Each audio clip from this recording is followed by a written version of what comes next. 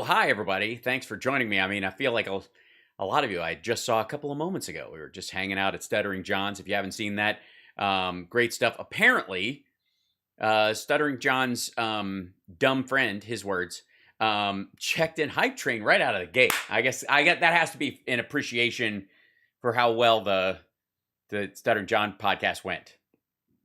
Um, and 12 Budweiser. I don't understand drinking, and I never will, and I never hope to, and I have no interest. But so apparently his buddy jumped in and was like, I didn't see Sparky, which is my dad's nickname, by the way, but not mine, handle Afghanistan. And he was like, you didn't? Because it was right there, if you could. And then he's like, I never saw, gas was never negative 30 a barrel. Like, it's actually negative 36. Here's the article from last year. So stupid. Is this what happens when people spend all their time talking out of their ass, that they just automatically assume everyone else does too? That they have no grip on facts, they don't care to, and so if you start talking, they must immediately knee-jerk to, well, I'm bullshitting all the time. Clearly, they must be bullshitting as well. Sparky was also the name of Charles Schultz, the guy who created Peanuts. Really? They called him Sparky? That's lovely. That is what my mom always called my dad around the house, and that's where it comes from. So, yeah. Not stupid, how skittish? I see. Right. Hashtag Spence for Carl. Yeah. Not everyone is a butt ventriloquist, but enough of them are. Yeah, well, I guess they always assume everyone is. That's the weird part of it. But anyways, thank you guys for joining me. Don't forget to give a thumbs up and a like. This is Hal Sparks Megaworldwide. I'm here every day in general, in one form or another. But weekdays, we're regularly at 3 o'clock, except Thursdays. It's family FaceTime day, so I'm in it an hour later because life has priorities in it. Another hype train right out of the gate. See, this is what I want to know what love is, and I want you to show me. That's right. You can give a thumbs up and a like, or if you hate the show, please, please, please give a thumbs down and write something. Stay away from stuff that will get censored from the internet, or or just displays that you are awkward, broken, and can't interact with other human beings without violating your own alleged Judeo-Christian ethics. But you could write anything else, because here it's a safe space for trolls, because we know that they help us even as they hurt themselves. And also, we don't give a shit. I'm amazed. It's funny. I think part of the reason why Stuttering John has an issue with trolls is because he's a very agreeable and kind of sympathetic guy. I am not. I have those traits, but they are in my hierarchy of needs and expressions. They're not top of the line, right? And tomorrow I can send bits. I get paid. Yay, Sarah. Well, that's fine. We'll do it then, because I'll be doing this show live from Tempe, Arizona tomorrow, as I'm at the Tempe, Arizona Improv all weekend. Friday, Saturday, 2 shows. 1 show on Sunday. We don't have 2 because we take back 1 show to honor the Hebrew God for which the headpiece of the staff of Ra only has markings on one side. So they're digging in the wrong place. I am the monarch of the sea. Anyways, so don't forget to like and subscribe. Give a thumbs down. Get upset, especially if you are on Facebook. Please be very upset and apparently, flip out. Do something. Write a big diatribe so we can. It's easier if you write a giant thing, because I can click 2 things and it goes away. So I appreciate that.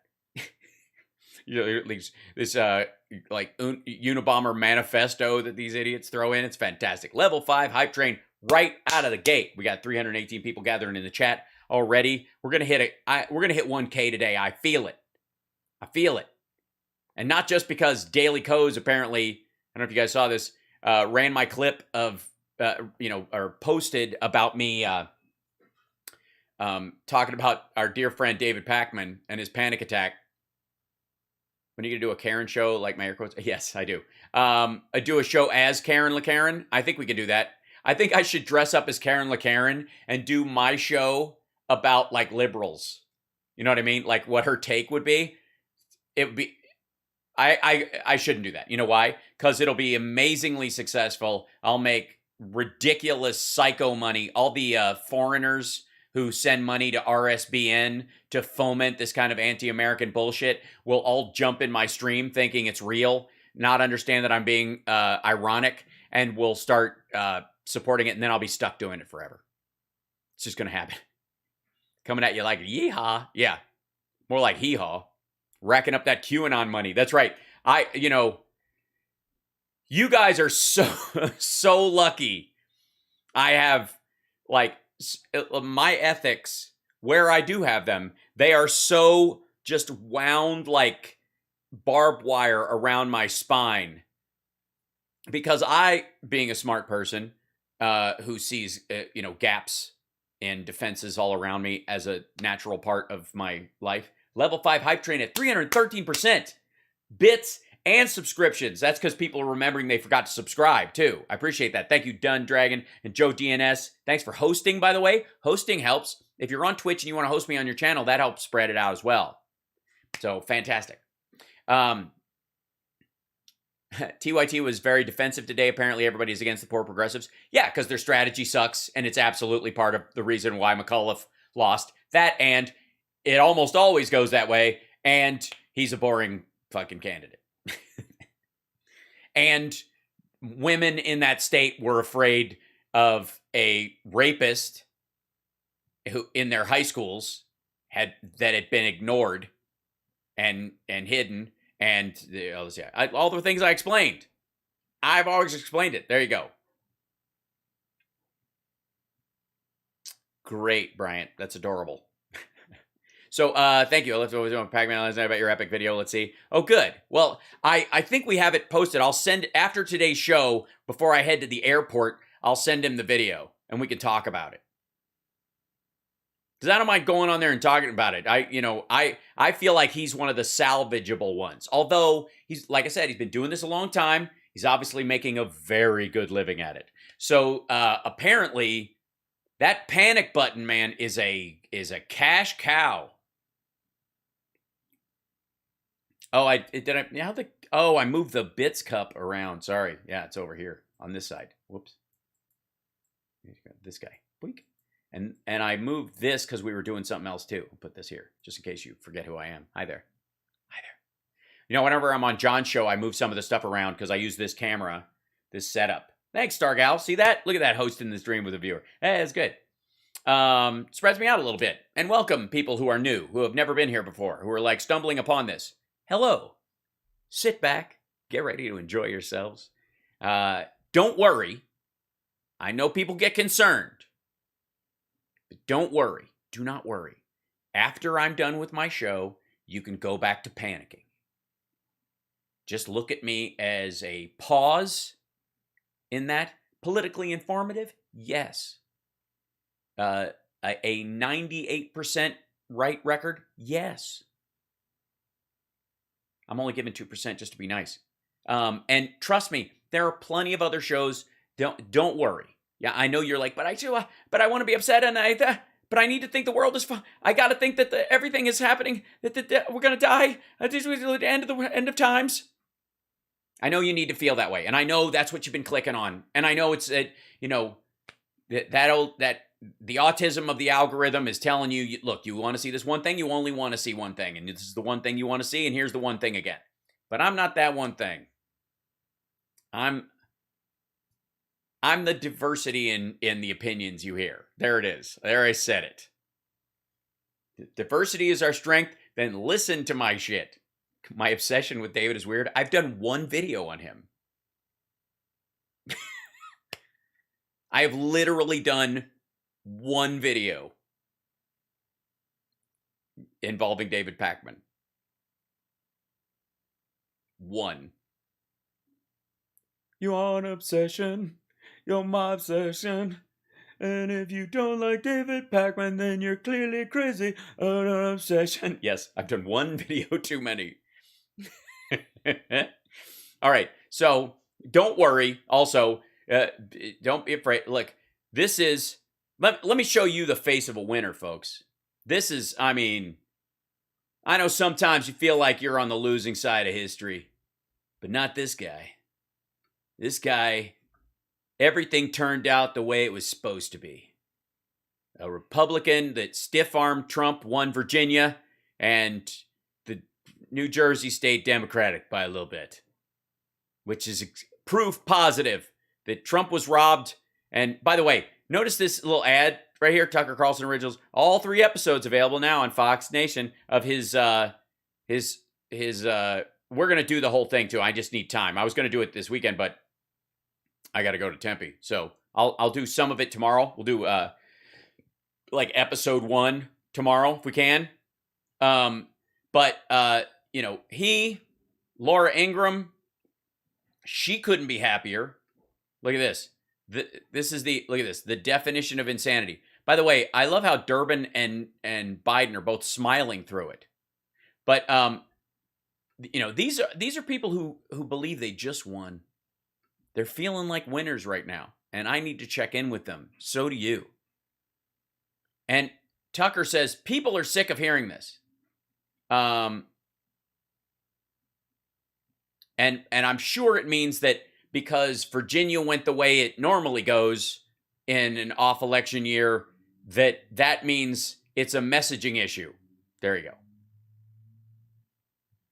There you go. Oh, hold on. I muted it before because of the disgusting noise coming out of this guy's face. Yes, Greg Kelly is still miserable. We check in on him like the weather every so often. Don't. Seems like the perfect moment to rethink what we thought we knew about American politics, the way the country runs, and the laundry list of lies that we have been force-fed for the past year. Oh, so you're quitting. Gotcha. Very exciting. Now is the moment, because clearly we're at an inflection point. Clearly, because Virginia, that always flips against the administration, but except for once in the last 50 years, did that again. And New Jersey, which often does, didn't. It sounds like a mandate to me. By the way, didn't your candidate lose by 7 million votes like I said he would? If you were to sum it up in a single phrase, it would be, your name should start with an F. We've had enough. There's a limit to which you can push the American population before they gently and politely push back through democratic means. Yeah, that's not our concern. Gently and politely push back by democratic means. Oh, you mean by flipping the gubernatorial race in one state and not in another? Because none of us give a shit about that. It's the 1-6 bullshit you are ball cradling for that we worry about. Exactly what we just saw. It is now impossible to deny that this country is in the middle of some kind of political realignment, and the people who run our country. Yes, there is a political realignment going on. Republicans are trying to find a way to move forward without Trump. And the only guy who won did that. He absorbed the maggots, but did not do a rally with Trump. Trump did all of his stuff to the people who were already on the team. He did a robocall, which means they already have your number. He did a Jeanine Pirro interview where he sort of mentioned that he kind of supports him, but if he loses, I don't know. Did not see it coming. There are a lot of examples here. Thanks, the obvious Paul. ones and the not so obvious. To start with the latter. In Texas last night, Republicans just flipped an overwhelmingly Hispanic district, one that went for Joe Biden, by 14 points a year ago. 14 points. 14 points. Of course, Hispanic districts go Democrat because Hispanics are Democrats, right? No, you're the one who says that. You're the one that says that. Look at his face, too. Do you know how miserable he is that they now have to listen to what Hispanics want?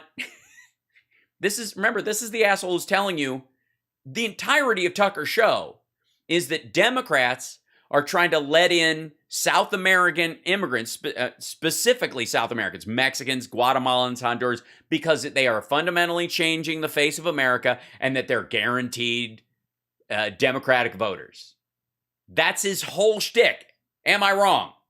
Dude talks about it all the fucking time. Isn't that what Democrats are doing? We've got open borders. That's what the open borders are for. So we are just importing Mexicans to vote illegally and then turn into citizens, right? And now, look at this. And now he has to kind of deal with the fact that there are conservative Latinos who are voting conservative, which is not weird at all. Happens all the time. There's a huge pro-life swath of them. They're, the Catholic arm, of them is particularly conservative in that regard. Not a surprise at all, by the way. And counteracts the entire narrative that if Democrats are trying to import voters that will vote our way, the two groups that they're supposedly saying which is largely Catholic Hispanics and Muslims, right? That's who you want to bring in. It's a little hard to be woke with the most extreme versions of those folks. Just saying no group is homogenous, and yet he's been selling us that they are all the time. And now look at this. This is the face of a man who is afraid that his political fortunes and the political fortunes of his party rest on having to have Hispanics around them. Dear God. Look at the sadness. Look at the face. This is awesome. Well, the Republican in that district, John Lujan, won, and he won by calling for the one thing you're not allowed to call for in an overwhelmingly Hispanic district, border security. No, that's never been the case. It's actually fairly normal. The one thing you can't call for border security around, I guess, is nowhere. I think most people are actually for border security. Gee whiz, it's everyone. Oh, I know what you mean. That's what you mean, Tucker. You mean you can't use dog whistles that just generally paint people from South America and Mexico in particular as subhuman, essentially. You can't do that. You have to call for border security in kind of a normal, countries have borders. We need a structure to that kind of a way. No, tell me, he's an extremist. He's an extremist. Tell us how he's actually a full-on Trumper. Countries have borders. Everybody understands that, no matter what color they are, it turns out. Meanwhile, in a place that looks very different from the southern parts of Texas, Minneapolis, really the cradle of anxious white liberalism, the place that defund the police first sounded like a good idea. In Minneapolis, voters where, by the way, it didn't travel anywhere else. Overwhelmingly reject. Health doesn't recommend visiting Mexico. I do not currently. Largely because how the tax dollars there are going to the government and how the government is treating their indigenous people and the like. And it's one of those where the imbalance of the tourism industry versus how the locals are treated is pretty egregious. A measure to defund their own police and get rid of their police department. Turns out we need police. Even in Minneapolis, that's dawned on them. And then in the state of New Jersey.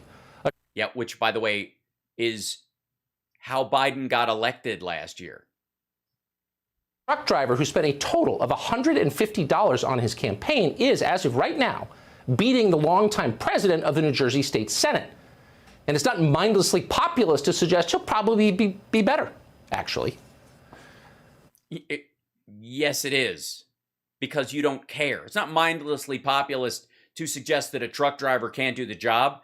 It's mindlessly populist to not give a shit and sell it as anything that shifts our way is got to be better.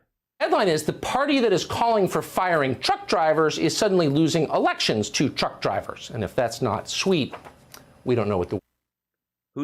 What party is calling for firing truck drivers? I'm sorry, I didn't get the liberal memo. Oh, you mean vaccinate? Who's? I'm sorry, I'm mildly lost in this. I feel bad that I just, it must be on the wrong email tree. Meanwhile, the governor of that state, the self-appointed king of New Jersey, the finance goon Phil Murphy, was of course going to win his race by some... Of course. ...margin. It's New Jersey. It's a machine state. Joe Biden won it by 16 points a year ago. But that's not what happened. Not even close. Instead, Phil Murphy apparently barely made it across the finish line. And that's... You seem happy. Been totally settled. But as of right now, Murphy's margin of victory is less than 1%. Seriously, I have to be honest. I'm mildly surprised at how pissed Tucker is in this segment, considering what he's selling. You know what I mean? This is the argument of this is that, and that the statement from this apparently that Tucker people are sick of hearing this means he's going to probably pivot to some. This is his opening monologue, I guess. It's going to pivot to the messaging mistakes of Democrats that scared off voters and kept him in office. Or I guess got Youngkin in office. But none of that is here. What you see is an avowed white supremacist. And I only say that because he fully knew that his head writer wrote under a pseudonym on white supremacist websites, wrote anti-Semitic garbage, misogynistic shit, and anti-black and anti-Mexican stuff. And they had to fire him when they found out. There's no fucking way. And this is somebody who's had a head writer on a show and worked very closely with them. There's no fucking way Tucker didn't know this and didn't pick him for the very reason and for the very opinions that guy put on those websites. This is a dude who's miserable right now, even though he wants to sell us that he won, that this is a win, that this is a repudiation of democratic ideals, that this is the end of the Biden administration. Does this look like a guy who's excited about the country turning a corner? For real? Does he see that as an endorsement of his policies? Good I don't know. Does he? job, Phil Murphy. Winning by less than 1% in New Jersey? No, he probably does. That's how deluded these people are. Is it? Because they used to have Chris Christie, who was a Trump suck-up as a governor, and now they have Phil Murphy. Seems to be a vacillating state. But I'm not going to argue with the fact that you seem to think, you seem to feel like a winner today. I think I know what it is. I do. It just dawned on me. He just saw the ratings on his insurrection thing. Because that was supposed to be the thing that blew it up. That they would be the people who, the 1-6 people would watch it because they wanted to watch it, and everybody else would hate watch it, and that would drive the numbers up, and he was trolling everybody with that 3-part series, and nobody fucking watched it. That's what it is. He got word today, because they ran it Monday, Tuesday, Wednesday. So Thursday night, they know. It's not like they have to wait for the Nielsen books. Although, interestingly enough, the same guy who owns Fox News owns the Nielsen company. He moved the Nielsen rating system, like the company that actually does it, moved it to Europe. So it's done from over there now. So it doesn't apply to American laws and that kind of stuff. And fascinating that when he did that, Fox immediately became the #1 news channel. That's interesting. Weird. Yeah, so look at this whole thing. Look how fucking miserable this dude is, and he wants to sell us that this is an inflection point. Democrats fucked up, Republicans are winning, and this is the time. But here's the headline, as you're certainly aware by now, and it's the Commonwealth of Virginia. It's Glenn Youngkin, a man you had not heard of last year. 10 months ago, Glenn Youngkin's name recognition was 2%.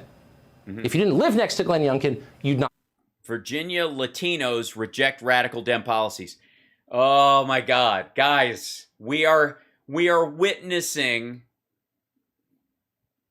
the nightmare that Tucker Carlson has been warning his friends about. The demographic shift of America is not just, hi, I love you. Hold on, my girl's got to go to work, so I'm going to give her a kiss if I have enough leash to do it. Love you. See you Monday.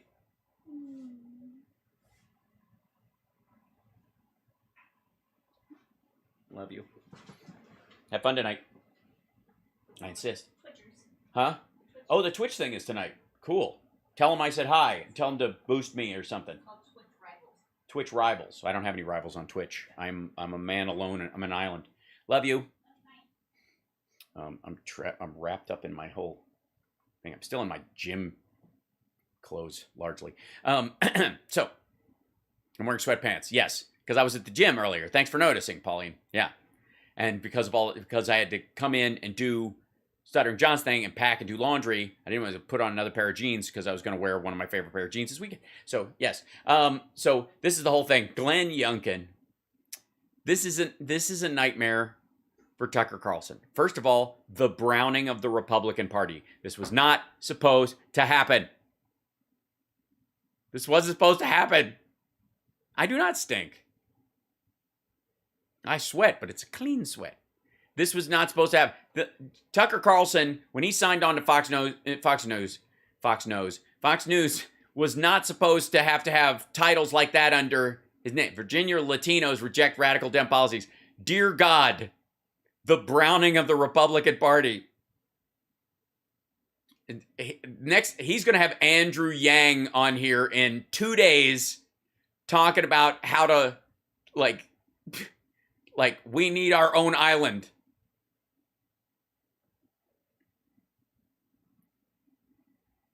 Right? I think he deserves 5 eggs at this point. Although, there's still a long way to go. I'm just saying. But he might out of the gate. We'll reserve judgment. He's a little boring right now and a little afraid. He's only halfway through his opening remarks. But this is all about how Youngkin beat Mcauliffe.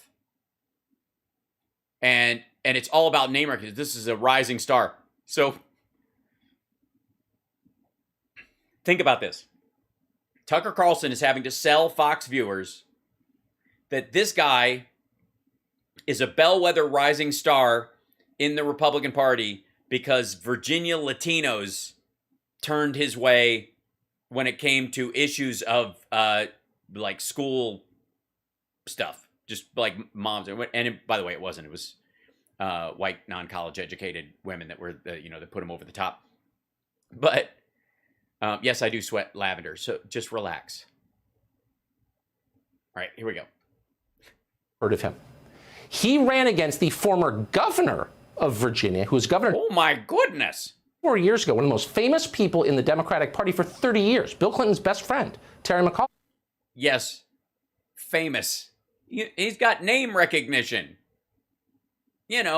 Like Rudy Giuliani or O.J. Simpson or Jesse the Body Ventura or Ted Bundy. And he spanked him. Thank you, Carl. How do you do that exactly?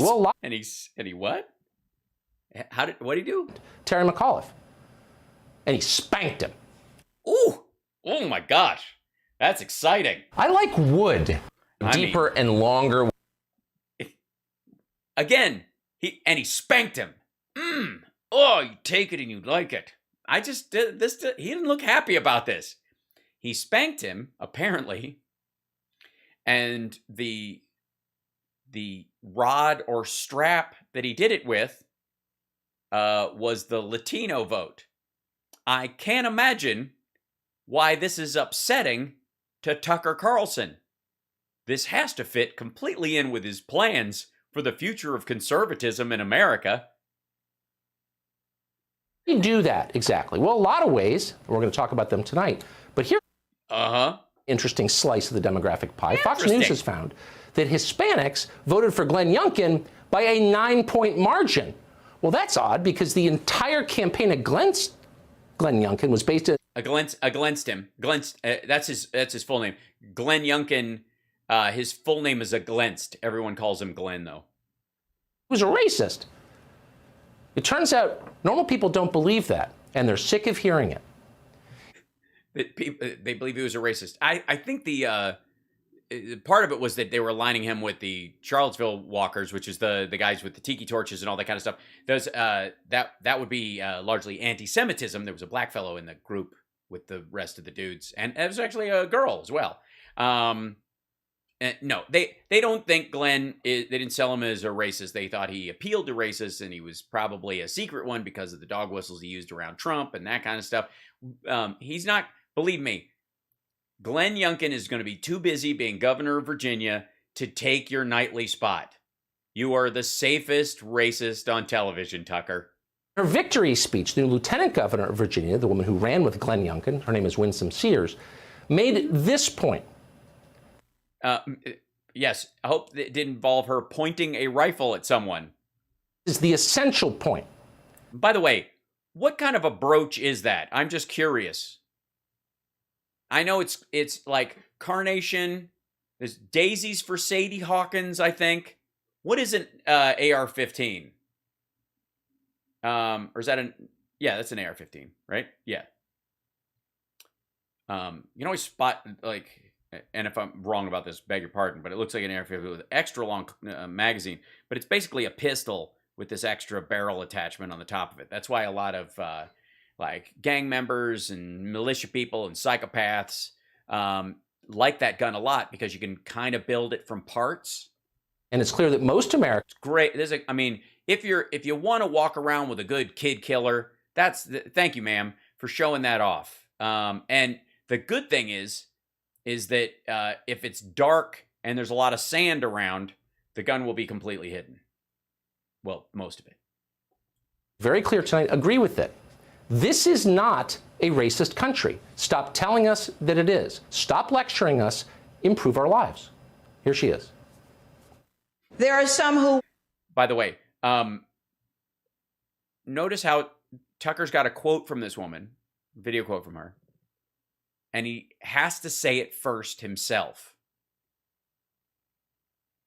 instead of just playing the clip. Weird. To divide us, and we must not let that happen.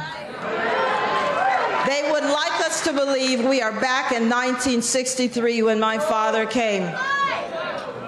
We can live where we want. We can eat where we want. We own the water fountains.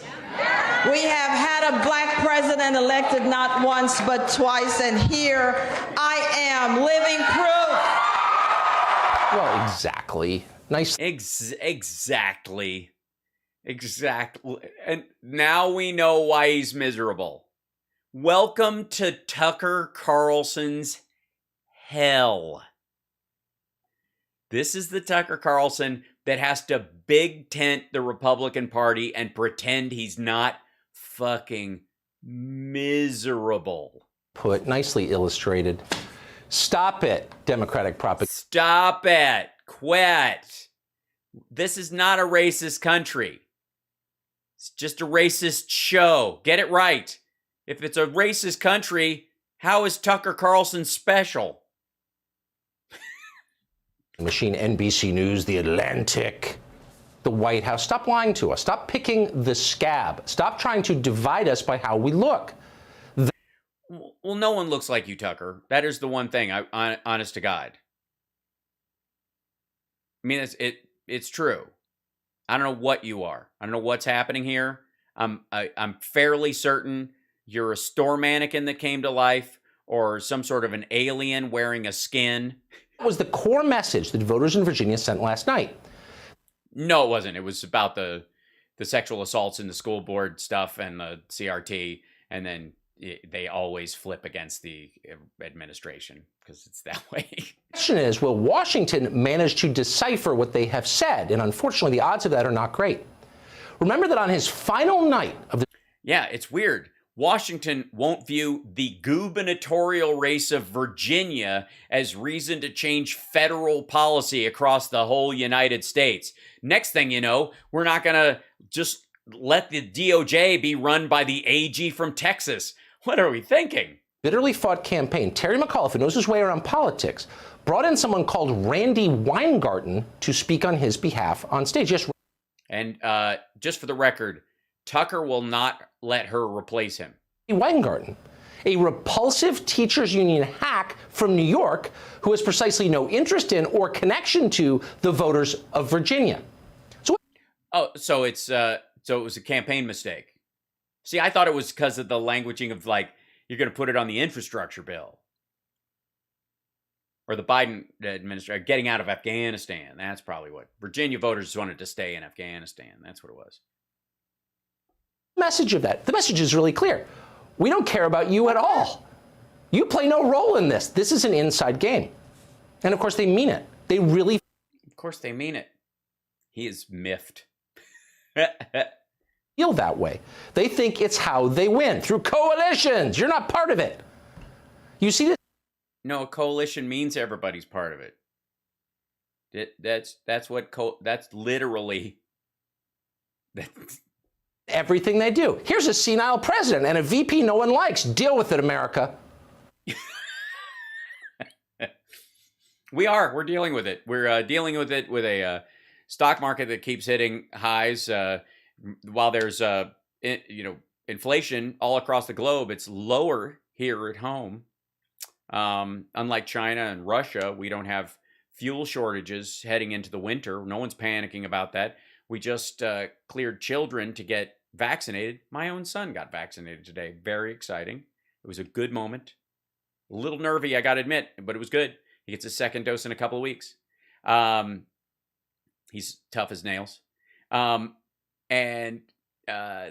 else? What else are we dealing with? Oh, we're no longer in Afghanistan. That's right. We're not in Afghanistan anymore. We were in Afghanistan all during the Trump administration when he ran on getting us out of Afghanistan. We're not in Afghanistan anymore. And by the way, the soldiers that were trained by the military during the Trump years, 6 of them have been found dead, killed by the Taliban, fighting on behalf of ISIS-K.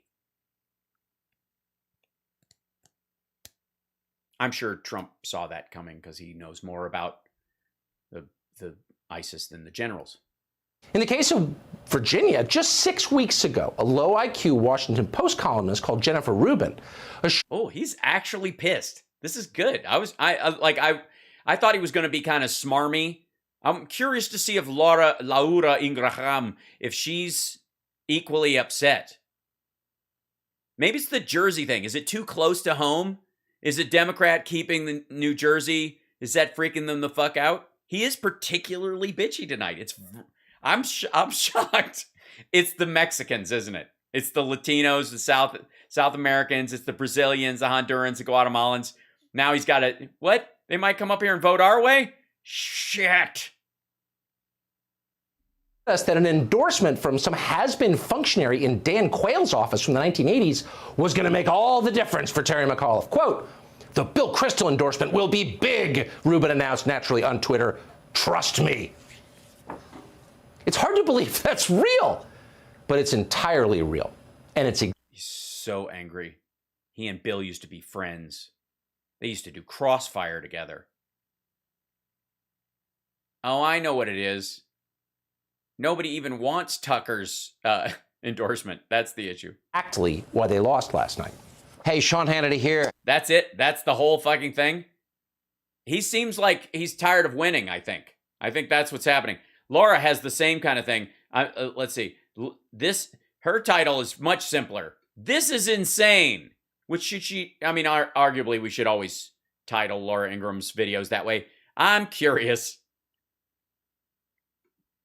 Now, last night I predicted that most Democrats would glean all the wrong lessons from the Republican victories. And today I was proven... Victory. Well, I mean, you're right, whatever, Texas City Council or some shit. Right. The progressives were back at it on Capitol Hill today. Instead of hitting the brakes on their radical spending spree, they want to slam on the accelerator. Does it change the agenda for the House? No.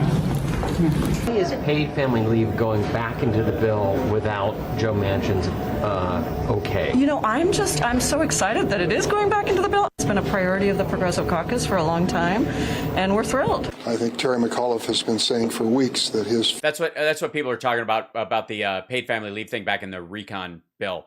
That's still a negotiation point. It's not in the other bill, and it won't pass in reconciliation. You put it in. This is sort of a ploy, I would guess, by Pelosi to placate the progressives, but there's no way that paid family leave actually qualifies under reconciliation. It can be filibustered. Sorry, just doesn't. It's tied to the progress of negotiations here on Capitol Hill, and there ought to be a clear message to my party. Senator, what went wrong last night? Failure to deliver. Okay, well, Yeah. The infrastructure bill. Pass the fucking thing. McAuliffe would have squeezed out a win over that. He really would have.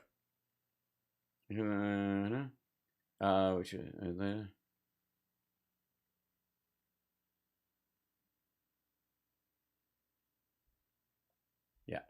wrong. You know, they're still misreading the electorate. Bernie Sanders was not elected president. Biden was. Now, sure, Blumenthal's. Well, all right, that's progress. Can we probably need to clip that shit. Laura, I'm telling you, that's going to come back to haunt you. You're going to need to do you're going to need to Sieg Heil in a mall or something to make up for that one. There was a failure to deliver, but Mcauliffe turned out a record number of Democrat voters.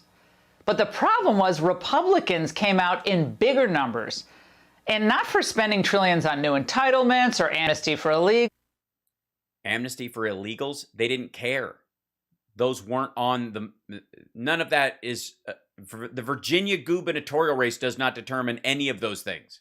An end to our energy independence, none of that. Now, this was one of my favorite. Really? Because that's what Mcauliffe ran on. I mean, did you see his bumper sticker? Where it was like, you know, elect me and all the illegals will stop the oil and gas from coming into our country so you can pay what you really want to pay at the pump. More.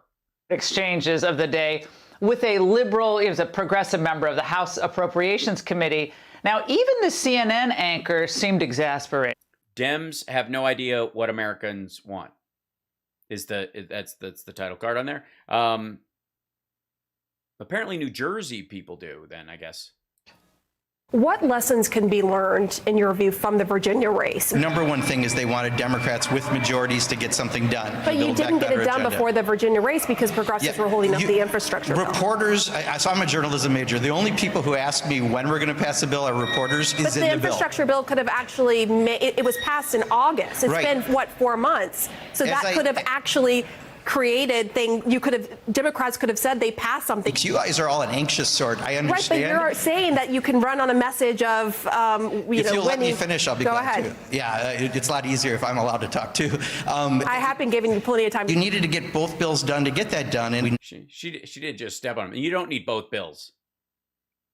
You don't have paid and family medical leave for 4 weeks in the bill and a prescription drug benefit. But you know the Senate isn't. I mean, people will feel that. What we call this is the storm before the calm. Okay, the man sits on the Appropriations Committee, and he thinks next year is going to be the calm because we're going to spend trillions of dollars and eventually just make energy more and more expensive for the average American. How in the world does this make energy more expensive for the average American? Because there's no ANWR, is that what we're doing? And there's no ANWR, and we're transitioning away from fossil fuels.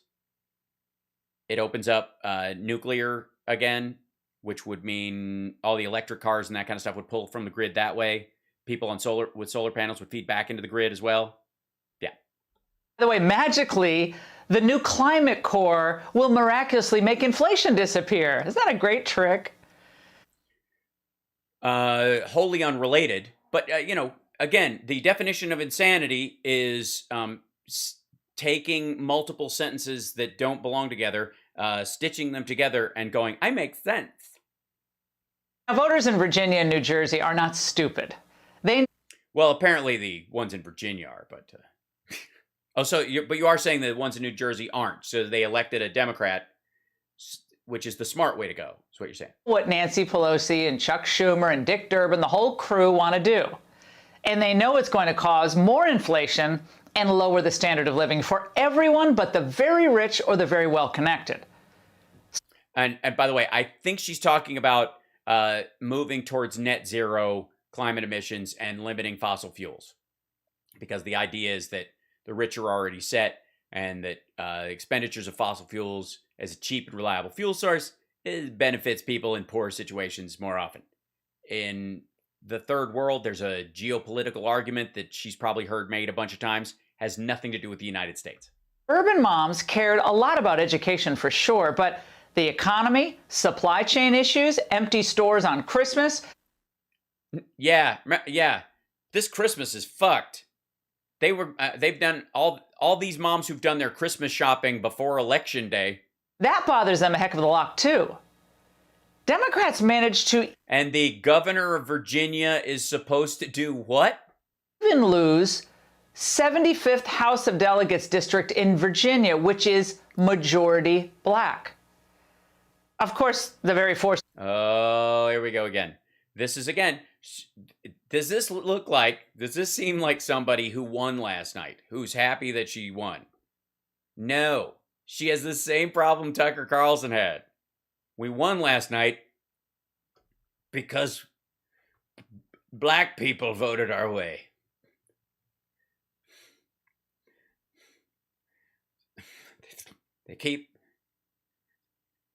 I didn't even realize they could vote in that area.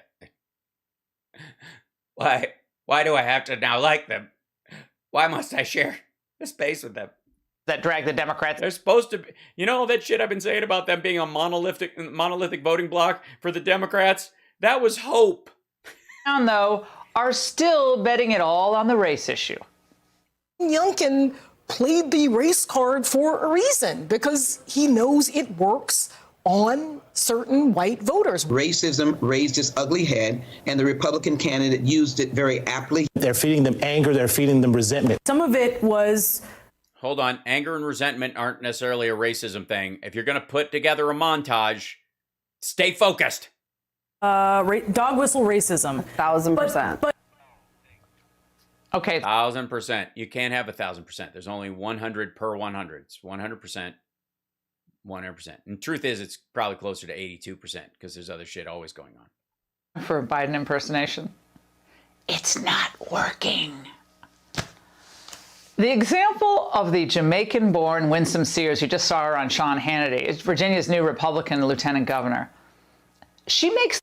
Oh, I'm enjoying how upset Tucker and Laura are about this. All look like frauds. Oh, and if you were talking about Cuban-American Jason... Get her off the screen. Get her off the screen. Can we move on to somebody else? This guy. Mayares, who won the race for Attorney General in Virginia. Now, both are firsts in the Old Dominion. But, of course, we know Democrats only prattle on about firsts when they're on their team. No, we're just most of the time it does happen on our team, and we're mostly the ones doing it. The populist conservative movement was already gaining Hispanic support under Trump, and that support is only growing. Sean Trende... By the way, let's listen to that sentence again, and who did she put on screen? Under Trump, and that support is only growing. The popular support of Latinos... Hispanic support under Trump. Hispanics. And that support is only growing. Why is that growing? What is the implication here? That having a trans person in the military and a black person running it is something that Hispanics don't like. That's what he's not pointing to a Hispanic. She's saying these are decisions that are driving away Hispanics. Yeah. Sean Trende of Real Clear Politics noted that so the shifts in New Jersey should be much more concerning to Democrats than the more or less uniform swing we saw in Virginia. Don't undercut you can't do that to them, Sean T. at RCP, because the shift in New Jersey, the Democrats still in charge and will be dictating policy. Whereas the swing in Virginia was special and now it's a uniform swing. I mean, it is. We talked about this yesterday. It was a uniform swing. There's nothing to get excited about. This is a Virginia thing. There's a wedge of independent voters that, apropos of nothing, no matter which group, was like, oh, they went a little this way, they went a little that way. That wedge of voters always does the shifting so that the non-college educated moms, for example, wouldn't have made a dent except for those folks that always go, well, as a Democrat in the White House, we should vote for a Republican. Even shit out. Biggest swings from 2017 are in heavily Hispanic areas. Now, cool. Hey, guess what? Hispanic people, like every other racial group, are not politically monolithic. And you have to address their concerns either under one of two envelopes. Either you have to call out their special needs, as you would do with some sort of interest group across the board, or address them as simply Americans.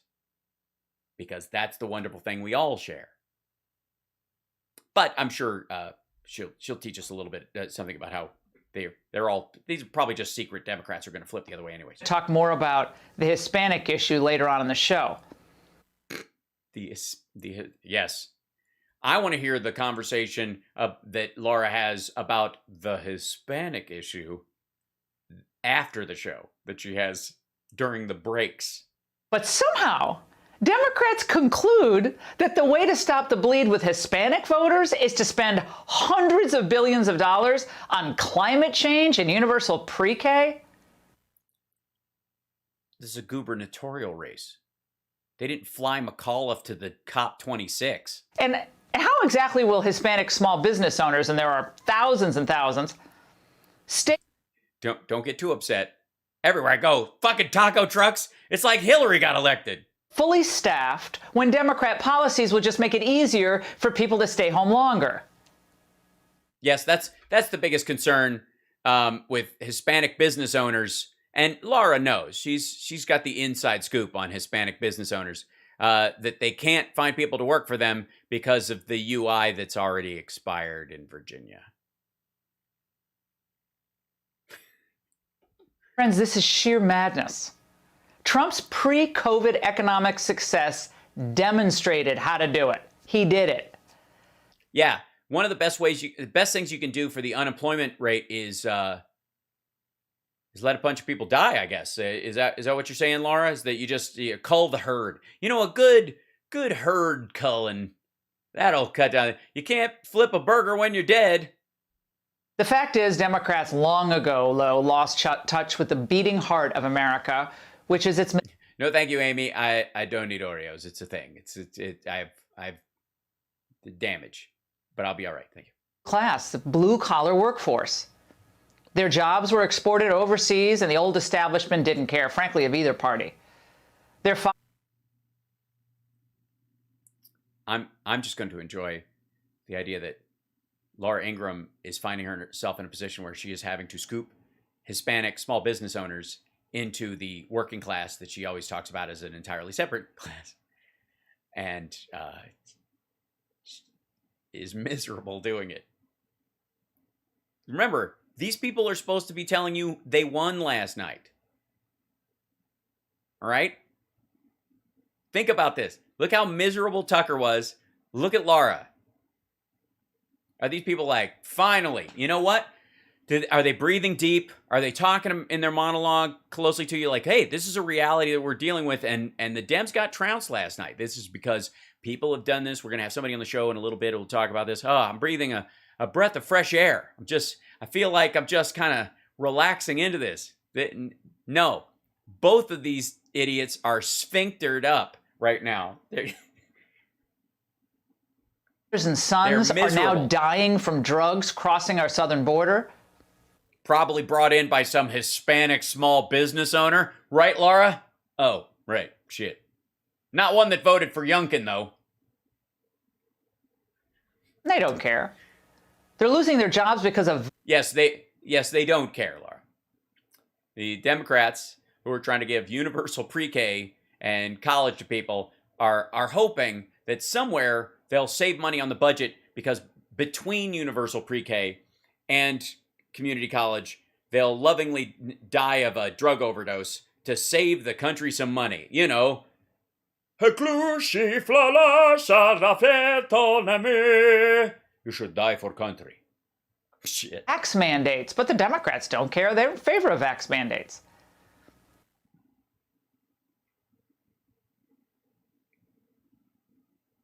And now these same blue-collar workers are struggling to fill up their gas tanks, and no one on the left cares. Well, yeah, we do. That's why we're trying to come up with a long-term solution instead of spackling the shit like we've been doing since 1972. Perhaps Democrats should remember what happened the last time they ran... By the way, she does know that the electric Ford F-150 kicks ass, right? Through their dream... Yes, exactly, Josh. And it's a testing mandate. Fuck you. Legislation, despite having zero Republican support. You see all that red, you see all that flashing. Yeah, but that's not because those Republicans have people in their district that don't want it. those Republicans are what I think Fox News often refers to as Washington elites, completely disconnected from real Americans' wants and needs, right? Isn't that what we hear about DC all the time? Well, what would be the definition of that, folks? What would be the very definition of that? That would be a congressperson from a district where 70% of the people there, many of whom voted for that person, and the others who didn't, but still are serviced by that person because it's a service job, 70% of those people want a bill to pass. And that person goes back to DC and votes against it. That would be a Washington elite who is totally disconnected from the wants and needs of the average American, especially their constituents. They are voting against the majority of their constituents who want this for party reasons. You know, kind of in a Stalin-esque kind of a way. Those are Republican pickups, and we are nowhere near finished. We do know the Republicans will win more than 50 seats, most likely more than 60 seats. And Wolf, it is everywhere. It is north. 2008, 2006, Republicans win that. What? 2010? Oh, you think? Laura thinks the men in black are gonna flash something in our face, and all of a sudden we're gonna forget Trump. Did the Trump years even happen? I mean, I kind of wish that would happen to some degree. South, east, west, liberals are being beat, moderates are being beat. It is a shellacking. Yes, it's a shellacking in 2010. Republicans net gains in 2010, 63 House. It's very exciting. It could happen. 2010 results were a total rejection of the partisan passage of Obamacare. Or black dude. There's a lot of that, too. Obama himself didn't try to dodge responsibility. Yesterday's vote confirmed what I've heard from folks all across America. People are frustrated. They're deeply. Yeah. Republicans never wanted the ACA because they like the status quo and they want people to die poor. And progressives stomped their feet, crossed their arms, and stayed home because they wanted more from a bill they couldn't get. So they decided to fuck the country rather than show up. Frustrated. Yeah, don't get, yes, right, Ma Maddu. Don't get me started on those 1906 results, right? The pace of our economic recovery and the opportunities that they hope for their children and their grandchildren. And as president, I take responsibility for that. Now today, of course, his Veep. No footage of Trump saying anything. You didn't have where's this? Let's see. What's this guy? I didn't become different. I got impeached twice. Yeah, you mean like reflect? I had to beat off. Oh, that's not the right thing. I'm sorry. What did you have to beat off? Brett Kavanaugh. Ouch. That sounds like it. What? That sounds painful, quite frankly. If you had to beat off Brett Kavanaugh, what noise did he make when it happened? Maga. Ooh, that's hideous. Sorry. All right. Where was I? It was this guy right here.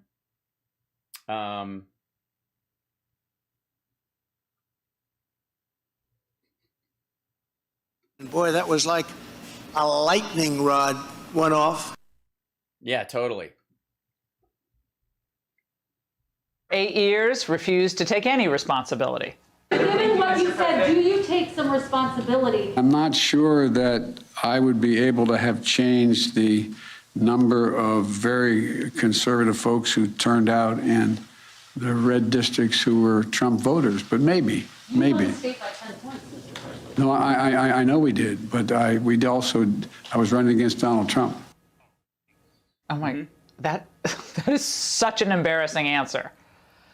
Oh my God. How do you even hold it together, Laura? You're so embarrassed. I mean, honestly, this must be hard for you. It's so hard for her, guys. Guys, I feel bad for her right now. While the Democrats' willful ignorance is a boon to Republicans, and it is, it's going to be terrible for the country. Yeah. When they pass the bill that they didn't pass already, they use the Virginia race and the Virginia loss as a reason to go ahead and push that bill through, and progressives consider their bluff called and they pass the infrastructure bill, and that actually happens, and then it ends up getting projects started in all these areas, and people are driving around going, yep, that's a Biden project, that's a Biden project too, that's a Biden project. People are gonna it's gonna be a shellacking in 2022. I can just see it. Who least deserve to suffer will be forced to suffer. Those who least deserve a big payday will get one. And who would those be in your estimation? I mean, besides Hispanics on both sides, I guess. A year from now, all Americans will have their say in the midterms.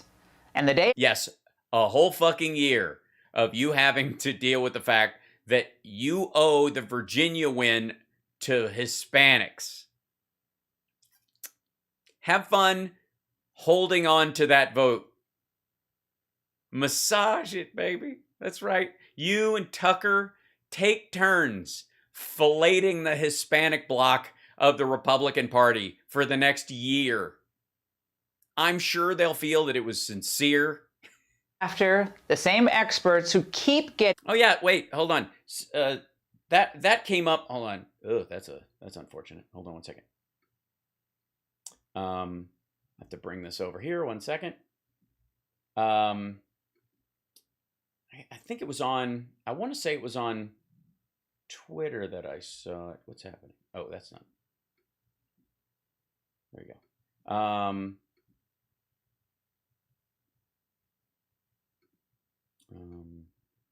Let's see. This will be good for everybody who's believing the. Let's see. Yeah, there you go. Hold on, man. It's always a weird. The audio on that one's weird. Play back. Why doesn't it play back? It's so strange. This whole thing. Where? Leaving for your overseas trip, there were reports that were surfacing that your administration is planning to pay illegal immigrants who are separated from their families at the border up to $450,000 each, possibly $1 million per family. Do you think that that might incentivize more people to come over illegally? If you guys keep sending that garbage out, yeah, but it's not true. So this is a garbage report? Yeah. Okay. So $450,000 per person. Is that what you're saying? That was separated from a family member at the border under the last administration. That's not going to happen. As you release. Yeah. So I'm sorry. I know a lot of the Republicans in the that show up in the chat need to believe that. Yeah, just bullshit. Just bullshit. But that didn't stop it from being sold on Fox News to everybody, on her show, right? Right?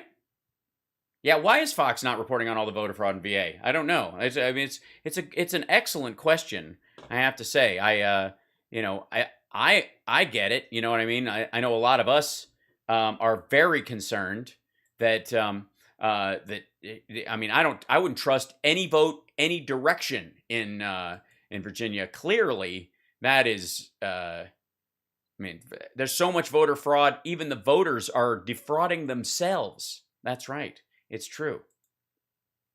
All right. Sorry, where were we?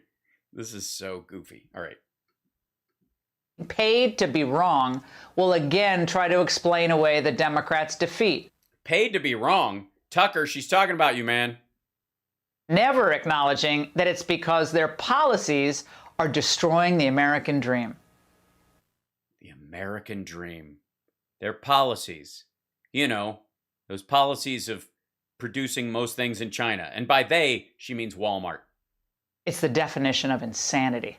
And that's the angle. Hey, Sean. Really? That's it. That's the whole. These were the winning monologues, kids. This was Tucker selling this. Look how happy. Look at Laura. Let's just pick a screen. There you go. Yeah. She's a little better at selling that she's happy than Tucker, but nah, I'm not buying it. Yeah. Amazing face. Okay, now, obviously, Glenn Beck has a better take on this. I clearly was wrong, and the messaging of this is fundamentally clear. And by the way, Glenn is, I guess, which action figure is this? Railroad Tycoon playset, Glenn? Which Fisher Price person is it? Why aren't they happy? Because they know it's not the slam dunk they needed. They lost Virginia, or they lost New Jersey, and the guy who won Virginia did it by stiff arming and staying away from Trump, which blows their whole narrative that Trump is the salvation of the party out of the water and leaves a window open for somebody like Kitzinger to run, and they're all fucked when that happens because there's no way they're not going to cradle his balls. That's why. They're going to have to. He gets the nomination. They'll just like, oh, Mr. Kitzinger, please, can I... Tucker, get one of his balls. I'll carry the other one. Trust me. Yeah, I smell 5 eggs coming too. Why Virginia is proof, in all caps. Democrats are failing, in all caps, to connect with Americans. Well, Virginians, I suppose, but here we go. Is the one and only Selena Zito. By the way, Afghanistan, 65 days, Americans left behind. By the way, he's added words to this because Afghanistan, 65 days left behind. Everybody thought half of his audience didn't understand the Americans part and thought that Glenn Beck was doing his show from Afghanistan and couldn't get out. And the other half thought that this was part of the Left Behind novels and that the rapture had already happened, and it proved that Glenn Beck is a false Christian because he was left behind during the tribulation. But I'm sure that Kirk Cameron would have added him to Left Behind 2 Tribulation Force. Welcome to the program, Selena. How are you? Good morning, Spencer. You look... Hi. Hey, asshat. Turn down the music. We cannot hear your guest. You called it again. Well, Yeah, did you call? She called New Jersey? The thing is if you're trying to understand an election and you're trying to understand a sort of sentiments and how granular voting can be and personal for people is to... Yeah, it's granular. That's what we need. We need granular. Finally, if we're splitting hairs, go to them and listen to them. Listen to what they're talking about. They may not always tell you who they're voting for, but they will tell you what issues are important to them. And if you understand I didn't know that. I didn't know that if you went to voters, a lot of times they won't tell you who they voted for, but they will tell you what's important to them. That's weird. Has anybody ever thought of reporters like interviewing people at the polls and asking them that question to see if that's true? Oh, it always is. Behavior, you can start to understand that... We want a full forensic audit of Virginia. There was panda shit in those ballots. When something is changing. So it was a very good night last night for anyone other than progressive socialists. Right. Even in San Francisco and Seattle, the socialists did poorly. So Biden was the bellwether, and that moderates and liberals are actually gaining ground and traction, and that's, and a couple of Republicans wiggled in and flip-flopped in that process. Is that what you're saying? And then there were things like like mucus. The truck driver who had just had enough in New Jersey spent less than $200 on his campaign, and looks like he just beat the state Senate president, a Democrat. I know. I mean, that's fantastic. What a great story. Yeah. It's amazing. It's wonderful. And the guy will be kind of run of the mill, and he won't be as anti-gay as you want him to be. And his name is Edward Durr. Yeah, absolutely. Look, if you strike a chord with voters, if you understand what their concerns are, if you are as deeply rooted to the community as they are, you are going to capture their imagination. In people that are successful. apparently you need more than their imagination because Murphy won New Jersey. It was a split. In governing are people that are aspirational, people who are able to. Stu is aspirational sometimes. That's why they make him sit with his ass to the screen. They used to share the desk. People believe they are part of something bigger than themselves, and that if you listen, like a cult. To Glenn Youngkin, if you listen to Jason Miyares, and if you listen to the House of Delegate candidates that were or if you listen to Joe Biden, for example, who beat the last guy by 7 million votes. They all had that message in various different ways. They understood the people and what the people wanted and what the people were longing for.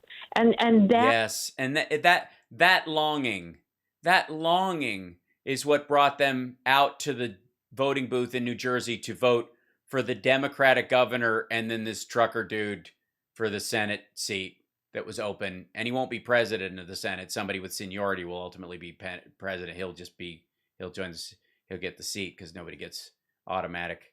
I don't think he automatically gets pushed to the front of the line. But and then of course really spoke to the people of because if Mcauliffe can't motivate people, that is what I wrote about in my book, The Great Revolt. I looked at these sort of different The Great Revolt coalition or different archetypes of voters who really didn't have a lot in common, except their rootedness to community and their sort of unhappiness with our cultural curators who run our businesses, our sports entities, our institutions, academia, and Hollywood. And that sense of not being. Yeah, they go to sports games. They go to see their favorite team play, and they go to movies all the time. They binge watch shows, especially during the time they were locked in, like we all were during the lockdown. But they have a problem with how Hollywood and government is run. I mean, they get to work every day because the traffic lights they take for granted always seem to work, and they of course don't have a blowout or the transmission doesn't drop out of their car, sending them careening off a bridge because of all the safety measures and regulations that have been put in over years and years of people voting for them and refining them and that kind of stuff. But it's like fucking government's the problem. That's the problem or whatever. Anyways, I don't even know why I need a birth certificate. Respected by those institutions is what drew them together. That aspiration was incredibly important in this election, and I think that the Democrats really failed because they don't know how to run unless Trump is on the ticket. It was never about Donald Trump. But well, you do realize Obama won twice and Trump wasn't on the ticket. You do realize that Bill Clinton won twice and Trump wasn't on the ticket. You do realize Clinton left with a surplus and Trump wasn't on the ticket. You do realize that Al Gore actually won by 500 votes, we would find out years later, and Trump wasn't on the ticket. Whether you loved him or liked him or hated him, they have moved on. Is there a subsection? Is there disgusted and amused by him? I would check that box. He makes me laugh and also nauseous. Voters don't. I'm just saying it's not a problem. Just saying. Boy, that was like a lightning rod went off. I had to beat off. All right. Act in the way of looking through the rearview mirror. They're always forward-looking, especially in local elections, because the roads, the bridges, the education. Well, no, obviously the January 6th Commission, I think, is a good example of us looking backwards. But in terms of the next election, if somebody loses, I think that's worthwhile. I mean, by the way, don't just keep trying to fix 2020. Go knock yourself out. Taxation, inflation, and economic development are constantly on their minds. And that's sort of what people miss. And I want to also point out to your listeners two of the other sort of interesting races for Democrats was the race for mayor of Buffalo. Were you familiar with that? Yeah. Uh-huh.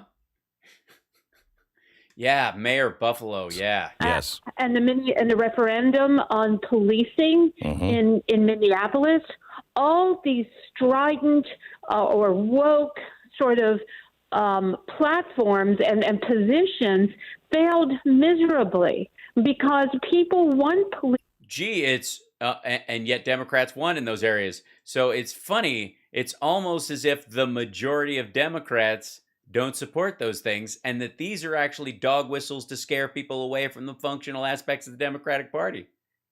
To protect them. They don't Yes, fix want a socialist to run their city because mayors are supposed to be. Yes, I don't know if you're familiar. If I could point you to the Democratic primary last year. Good managers. They're not supposed to be ideologues. And so, and Democrats and the media. I'll put a pin in that for later. The city managers are not supposed to be ideologues. Okay, we'll just put a pin in that. I'm sure it will come up in a future Glenn Beck video. Really failed to grasp what voters were so displeased with. And they focused too much on Trump, and they focused too much on every time someone said something they didn't like, that person was a racist. I mean, people just get tired of that. So is this a rejection? I mean, I'm trying to put together all of the. I don't know why it would be hard. Glenn, of course it was a huge win. Have you not seen Laura Ingraham and Tucker Carlson's? They couldn't be more happy. Of course it means. I mean, I know Virginia always flips, and I know technically you lost New Jersey, and it was a whiffer, but you did lose. And the trucker that got the job is not exactly the kind of elitist Donald Trump type you would hope in that situation. But hope springs eternal, and you can try again or whatever. But I don't know why you're having a hard time, or she's having a hard time selling this. Somehow I just don't feel like you believe it. The pieces, and I think there's lots of reasons, and you've named Doc, real quick. There's a feller out there. He's the wagon fell apart, and one of the pins came out, and it shot him right between the depot and the post office. Where'd you shoot him? Said shot him right between the depot and the post office. Yeah, but where on his body? Oh, I can point, but I can't pronounce it. Most of them. But there is a... Yes, Jersey, New Jersey, Jersey.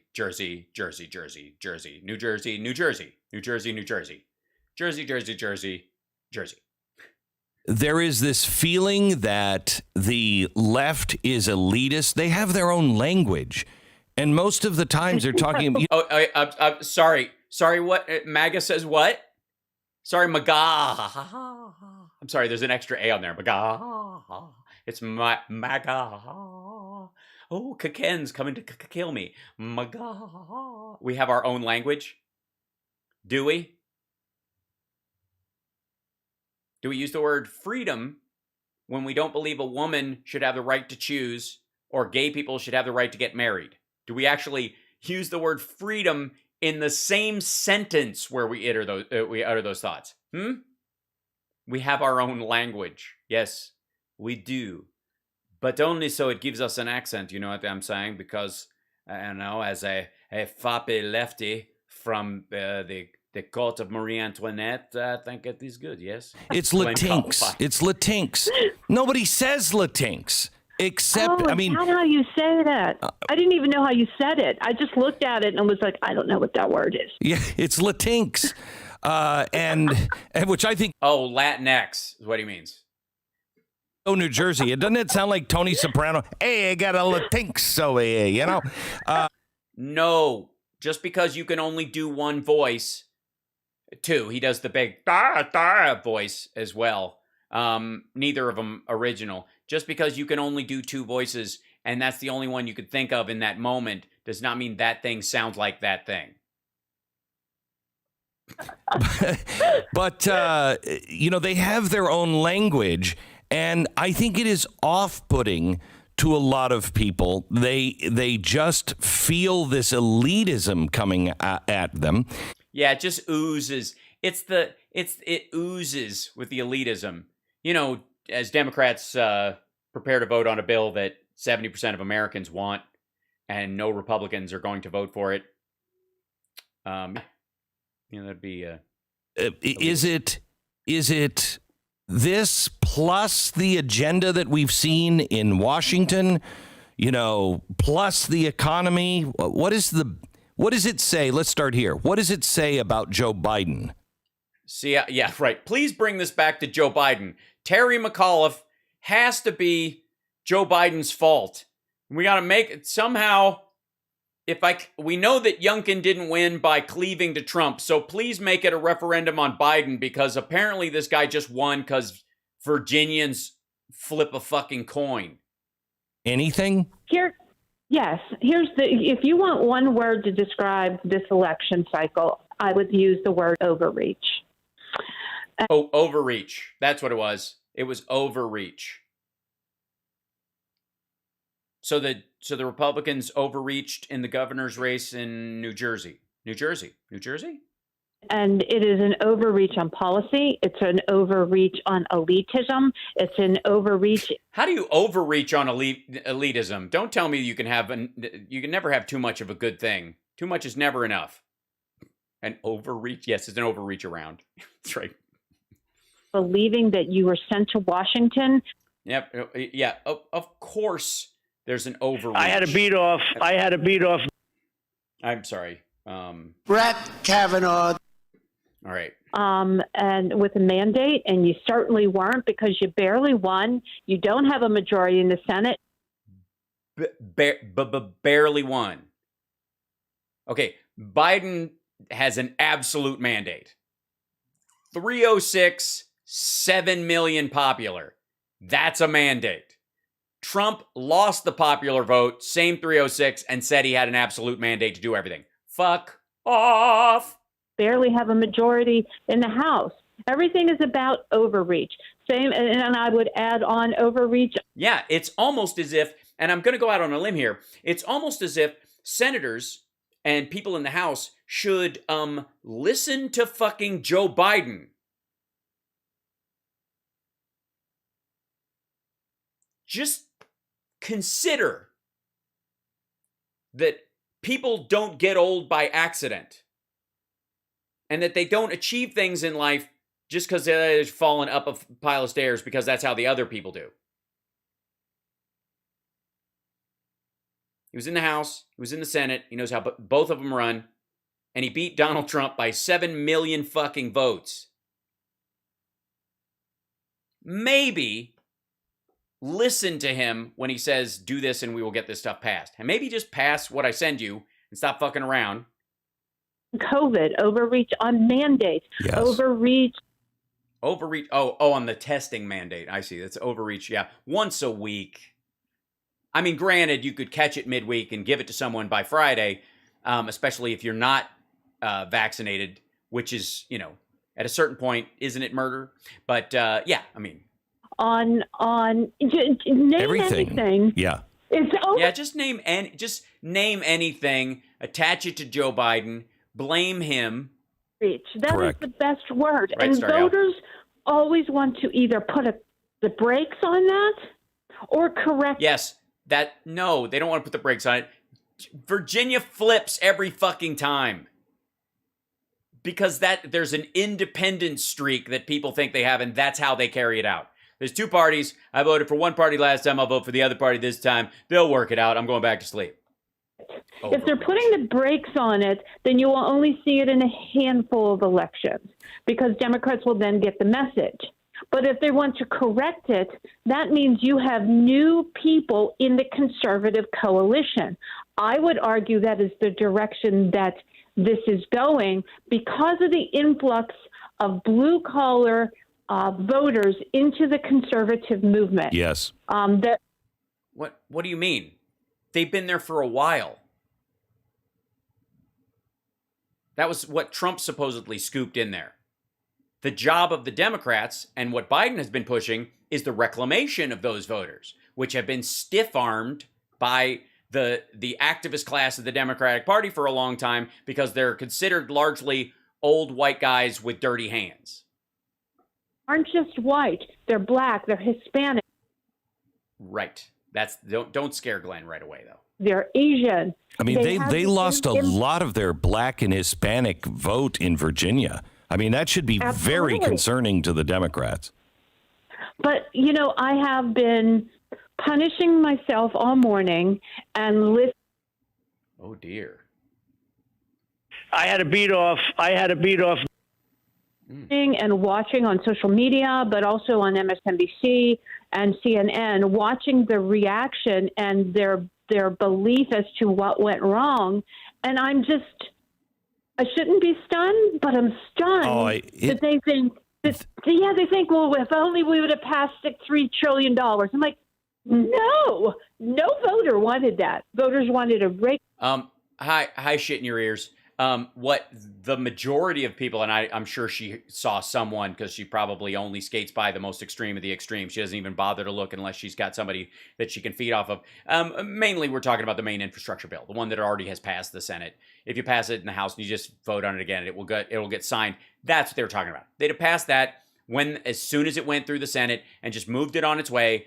Then they would have gotten it would have given Mcauliffe something to run on. That's the theory. That's what you heard. Not the reconciliation bill. Nobody's making that argument. It hasn't been through committee yet. And if they are, it's because they just are talking in broad strokes. Sort of a good infrastructure bill that I did not go looking for JFK Jr. in Texas yesterday, Richard. I was going to, but I personally believe that JFK Jr. is a post-temporal spiritual being who is at one with the Matrix, and that we can all see him and none of us can see him at the same time. The roads and bridges and creates more broadband. That's what voters want, and also to keep their water clean. Right, and that's what most people were. By the way, that's what's in the primary infrastructure bill, which she fully well knows, and Glenn Beck is warning against the Republicans voting for at all. They wanted to shun all the Republicans that voted for this and attack them and had Trump on attacking them. So she's telling Glenn Beck, this is what they really want. Broadband, get the fucking bill passed, the actual one, which is what they were really talking about. I'm certain that when she went on MSNBC, that's what she's talking about. If they'd have just passed the infrastructure bill, because that's been the argument for the last couple of days. Understand that Glenn Beck has run multiple videos and multiple shows where he's had Trump on or other people on shitting on the infrastructure bill, and he'll nod or say, yep, when she says this. They do not want social engineering and environmental justice. But he's dressed like an engineer. Woo, woo. And criminal justice and free everything. Voters never... Criminal justice and free everything. Is that in there? When I was reading it, I didn't see criminal justice and free everything. By the way, isn't criminal justice criminals going to jail? Just saying. If a criminal gets justice, don't they get the sentence they deserve?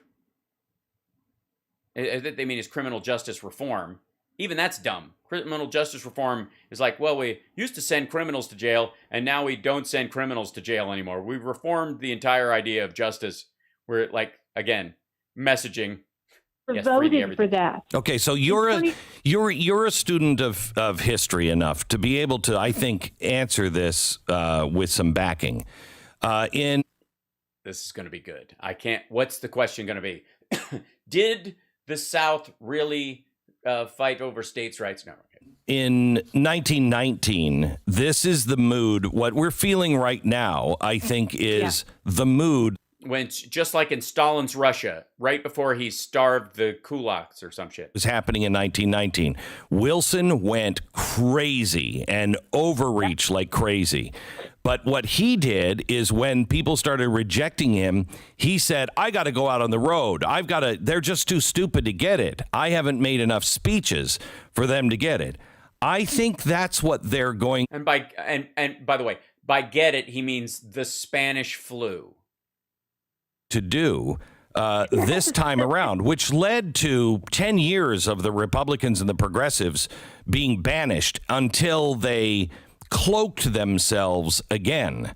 And I is that where we are now? Is that Glenn Beck's version of reality, that Republicans and progressives have cloaked themselves in something, and that there's an overlap, that the rhinos themselves are actually communists?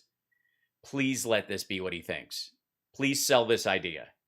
Hold things up. Are they going to go stronger? Are they going to cloak themselves? What do you think's coming? Well, I'm pro cloak. I'm into cloakism.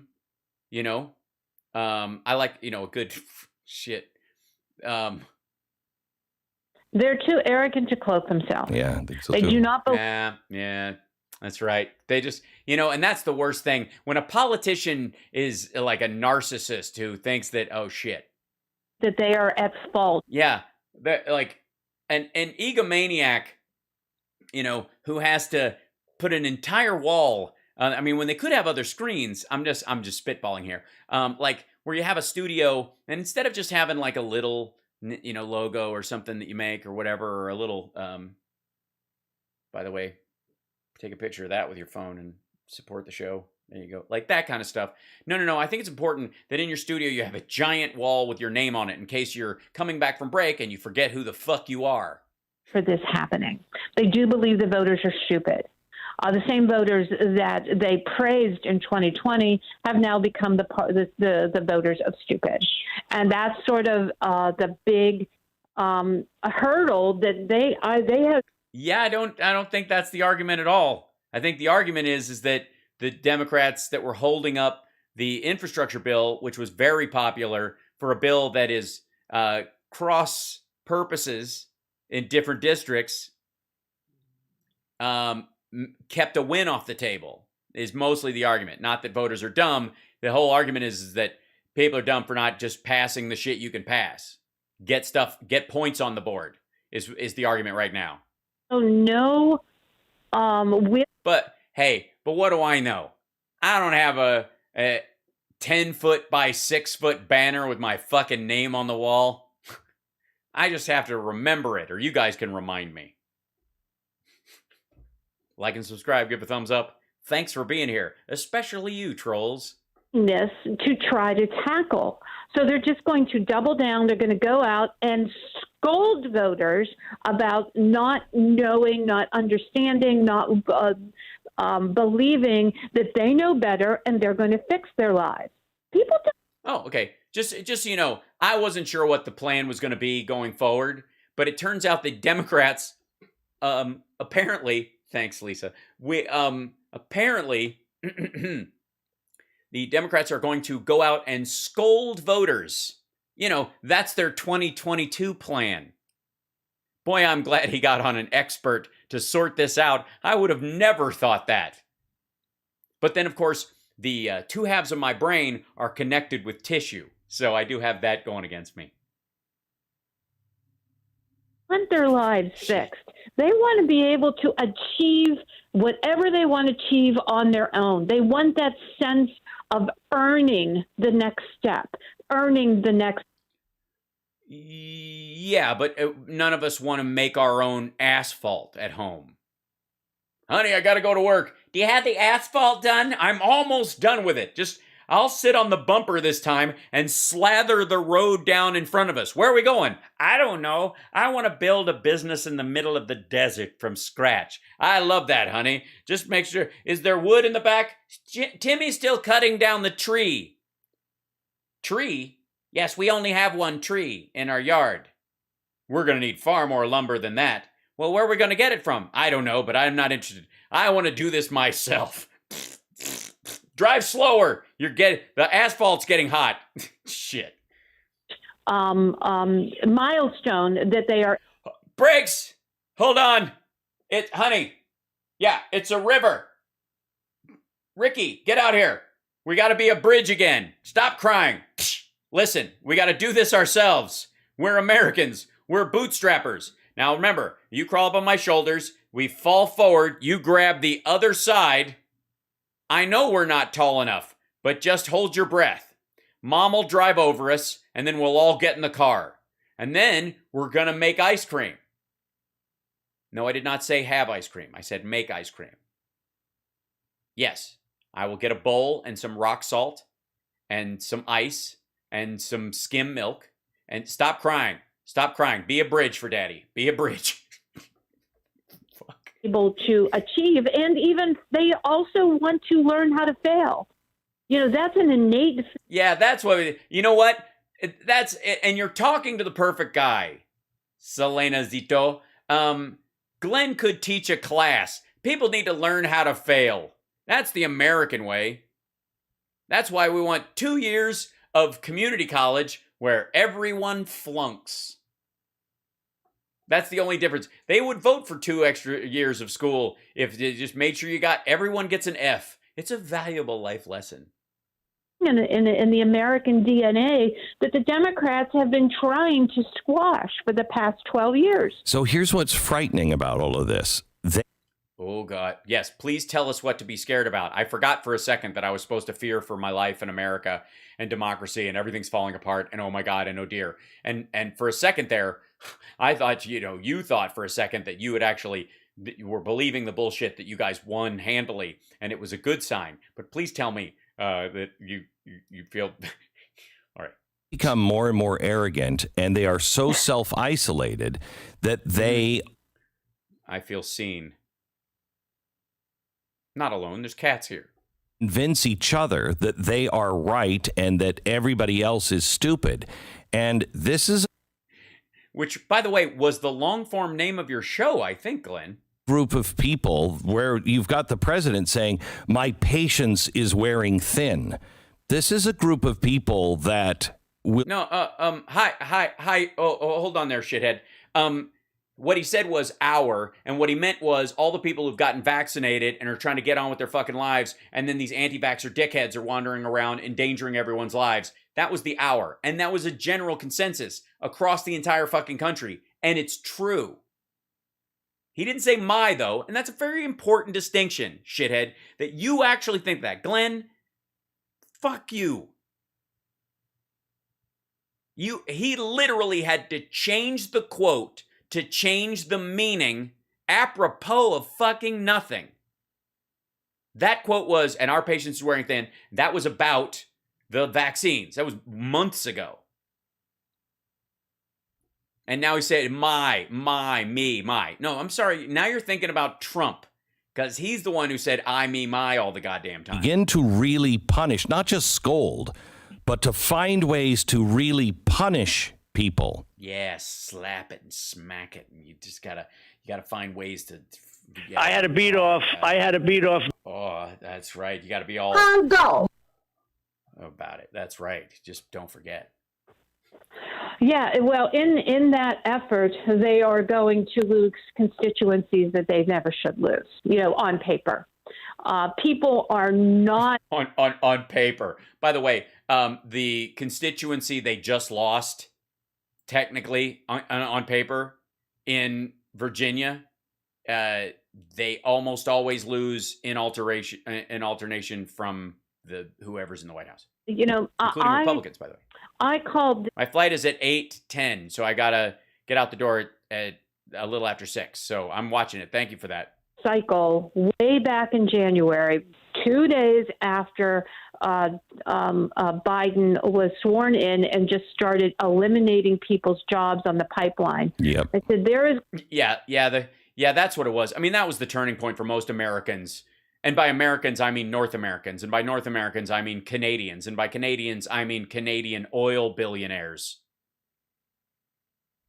To be a great awakening. Here's what people missed in 2020. Well, everyone focused on Okay. Yes, please. Tell me what we all missed. Because I think a lot of us were busy, selfishly trying to stay alive. Democrats' wins, slim as they were, they missed the red wave that had already. Sorry, slim as they were? Biden won by 7 million votes. More than double the popular vote win that Hillary had over Trump. 306 electoral votes. And running as a dyed-in-the-wool bipartisan. Started down ballot. People just in Pennsylvania alone rejected wokeness and Republicans won in states. Yes, and Biden was a part of that. The extremes on both sides got some heat. Seats in places that have been reliably Democrat for decades, and no one paid attention to those results. But that's not true at all. As a matter of fact, people talked about the tightening in the House. Have we not heard about that? You guys, does anyone else smell almonds? Is there burnt toast? Someone burning toast? Have we not heard a bunch of shit about 2020 and the narrowing in the House and how it was a repudiation of wokeness and blah, blah, blah? That's been the narrative for a fucking year. What do you mean nobody talked about it? I understood that this sort of great awakening was already in flux.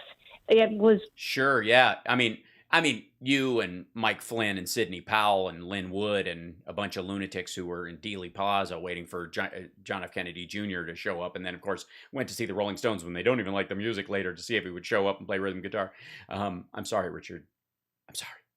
It started to sort of poke up during the first few days after the inauguration. But I will tell you the most pivotal thing that happened for Democrats, and I don't think people understand, was the election of Joe Biden by more than double the popular vote that Hillary won by. That, I would say that's significant. And of course, winning the Senate by winning the 2 seats in Georgia. I would say those are significant, but I'm probably wrong. Guys, I'm sorry. I'm probably wrong. This is is Afghanistan, and we talked about this yesterday.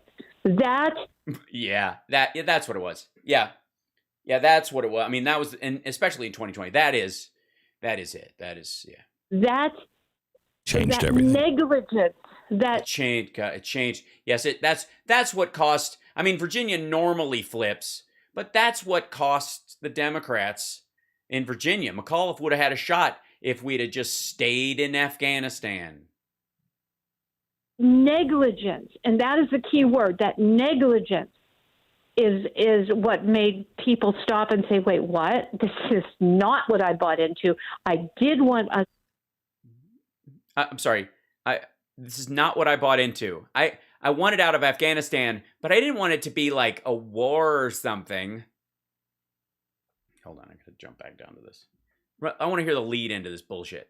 People stop and say, wait, what? This is not what I bought into. I did want us to be out of Afghanistan. However, I did not want it at the cost of people's lives. I did not want... Oh, well then, if I may, ma'am, pardon me for interrupting. Can I make a suggestion? Can you fly down to Mar-a-Lago and ask Donald Trump why he set a date a year from when he signed a treaty and did none of the work required to safely create the position for us to exit Afghanistan during that year. And as a matter of fact, why he hamstrung it all. I will say this again. All 13 of those deaths are on Donald Trump. Because the crush at the airport and the last minute bullshit was all because we were under the gun from a time limit he set. We could only extend for a little while longer, or our own soldiers would get fired upon again.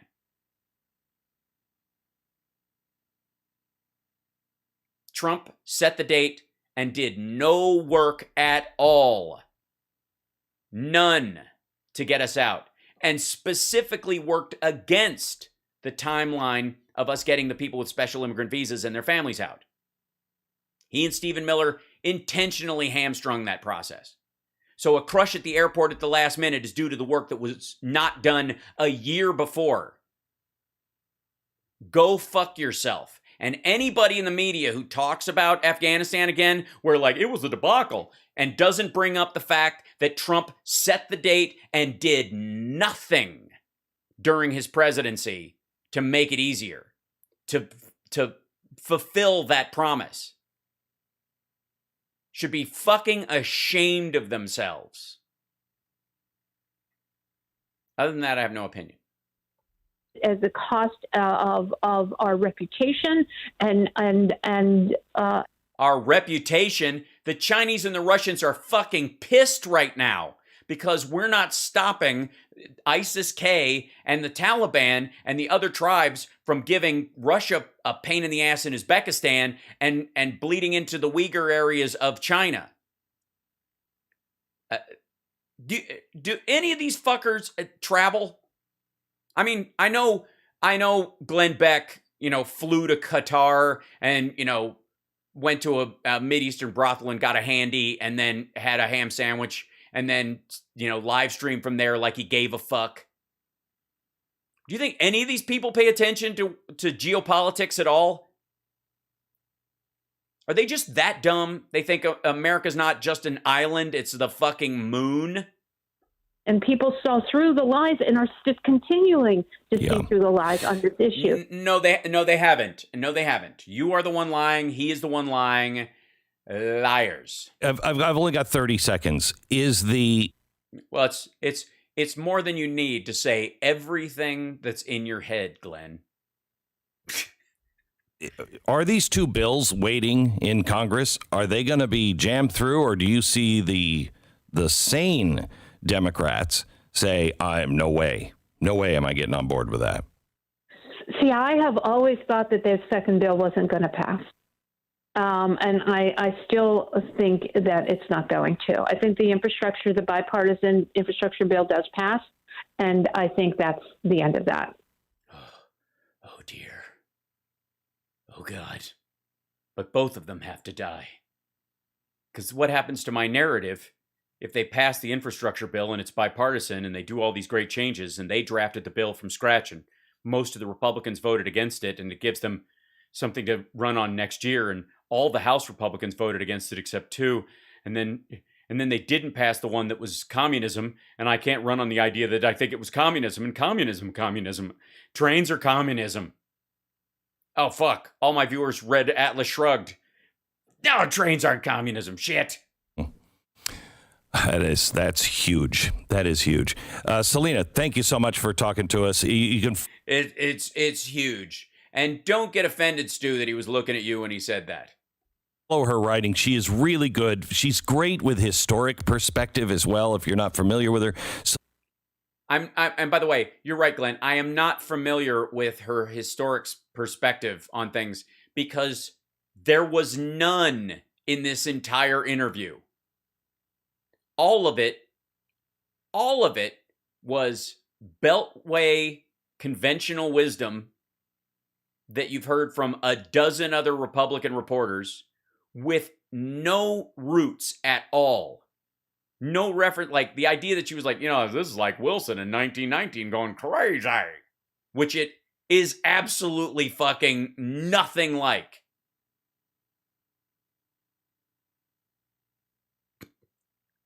But thanks for the historical perspective. Did she help you pick out your wardrobe? Did she choose your outfit today? Historically, this was the day that Woodrow Wilson's cobbler came over, and he always wore a pinstripe vest and a blue button-down and no tie. And he was at one point he was murdered by Cossacks. SelenaZito.com, SelenaZito.com. Thanks, Selena. Sorry. Her name is Selena. Run that by me again. SelenaZito.com, SelenaZito.com. Oh, Selena. Yes. Thank you for correcting yourself. You initially pronounced it the way her name is spelled, Selena Zito, and then you were smart to correct yourself. As well, if you're not familiar with her, SelenaZito.com, SelenaZito.com. Yeah, either one. Selena, Solito. Let's call the whole thing Beck. Shit. This is, for the record, let's see. There's more of this. Biden's border crisis. Oh, this is more Tucker. I don't have time for it. Look, they're arresting a white person. That can't be right. What in the world? Who are these people? Kilmeade? He works in New York in a glass office. Clearly he has input worth putting in anything. Hey, look at these folks. Oh my God. If they get across, we're fucked. Look at that. MS-13, clearly Guatemalan volleyball champion. Look at that stride, that arm swing. That I take it back, MTG. This is probably the bomber. I'm just gonna say, walked all that way on it. They're not even walking on the sand because they're lazy and they're here. Razor wire shipping containers and block the Texas border. Wait a minute. Wait a fucking second. What? Hold on. What does that say?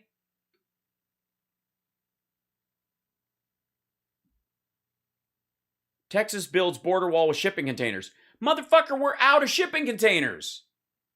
That's been one of the problems. All right, I'm gonna have to do this video tomorrow or some shit. I gotta go get out the door. But what? Remember supply chain. I did get the best of Greg Kelly. He is a fapping moron, and he's falling apart, and it's beautiful to watch. Wasn't this the story though? Am I losing my fucking mind here? Do I even know what the fuck is going on? Was it like there's not enough shipping containers to put on the boats to send them back, and they're running out of shipping containers? Well, we now know they fucking putting them at the look at that. Ridiculous. All right, I'm on the road. I will see you guys tomorrow. My morning show will be a little bit later because I have radio in the morning to promote the gigs in Tempe because they're last minute and no one will know I'm in town because I'm filling in for somebody. And then the next time I play Tempe, they'll go, your numbers weren't that great this time. Like, nobody knew I was fucking there. Well, yeah, there's that, but it always happens. I'm set. I'm always the yeah, I'll fill in, I'll do it. And then later on, they're like, yeah, it was okay. It was like, yeah, because they didn't want to come see the other guy, and he didn't even show up.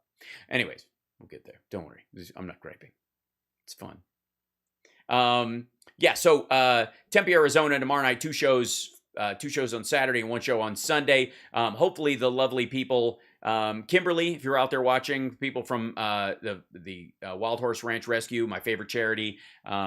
If you could add them to your Amazon Smile, I would love that. They're in the Phoenix area. Hopefully I will get to get out there. So anyways, I will check in with you guys in the morning. Okay, I got to go get a plane. I got to go zip up I got to put some pants on. Real pants. I mean, I'm wearing pants, but I'm just not wearing, never mind. It's too much information.